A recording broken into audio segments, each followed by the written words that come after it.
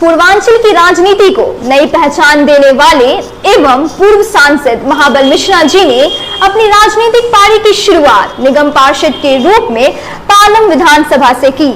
विधायक के तौर पर निर्वाचित होने के बाद पालम विधानसभा की सड़क, शिक्षा, स्वास्थ्य, मेट्रो तथा सभी क्षेत्रों में इन्होंने व्यापक कार्य किए। महाबल मिश्रा अपने कार्यों को लेकर हमेशा संघर्षरत रहे।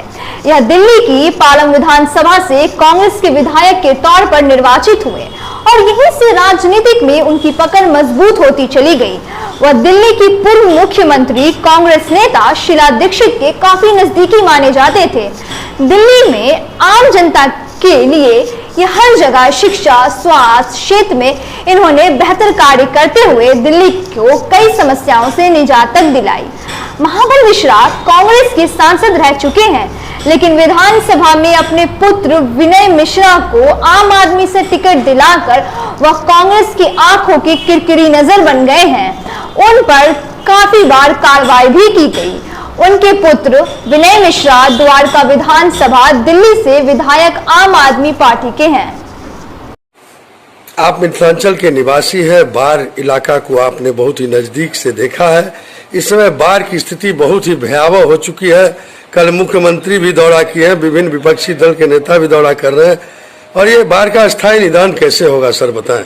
देखिए, बिहार में शुरू से बाढ़ का प्रकोप रहा है और वर्तमान में और बढ़ गया है, क्योंकि ये नदी और चीज को जोड़ बांध ये जोड़ने का व्यवस्था होनी चाहिए और एक ठोस व्यवस्था होनी चाहिए। सरकार इस पर ध्यान देना चाहिए सरकार को, क्योंकि बहुत दिनों से बाढ़ इस तरह से अनियंत्रित हो गया है। इसका कारण है जो जमीन हमारा खेती बाड़ी का था उस पर धीरे धीरे अब डेवलप होकर मकान बनाया जा रहा है, बिजनेस भी हो रहा है, तो जो पानी इधर उधर बह जाता था अब सीमित जगह पर आ गया। इसके नेपाल को भी जिम्मेदार मान रही है सरकार। निश्चित रूप से हाई डैम बनाने की बात कर रहे हैं। मंत्री संजय झा जो जल संसाधन मंत्री है, पिछले दिनों हमने बात की थी, तो उन्होंने कहा कि आवश्यकता है हाई डैम बनाने की नेपाल में। निश्चित रूप से नेपाल जहां पानी छोड़ने की व्यवस्था करता है वो अपनी पानी छोड़ के बिहार में पानी छोड़ देता है, जिसे बिहार डूब जाता है। उस पर भी नेपाल सरकार से बात करनी पड़ेगी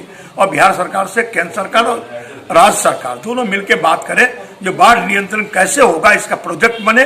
और इसको जब तक ठोस प्रोजेक्ट नहीं बनेगा तब तक स्थिति इसी तरह का भयावह रहेगा। और राहत भी अभी खास नहीं चल रहा है, क्या अपील करेंगे? देखिए, सरकार अपने स्तर से, मैं दिल्ली में रहता हूं तो बिहार में की राजनीति की बात मैं नहीं करूंगा, लेकिन सरकार समीक्षा करे और राहत समुचित व्यवस्था से राहत पहुंचाने का काम करे। बहुत बहुत धन्यवाद। ये महा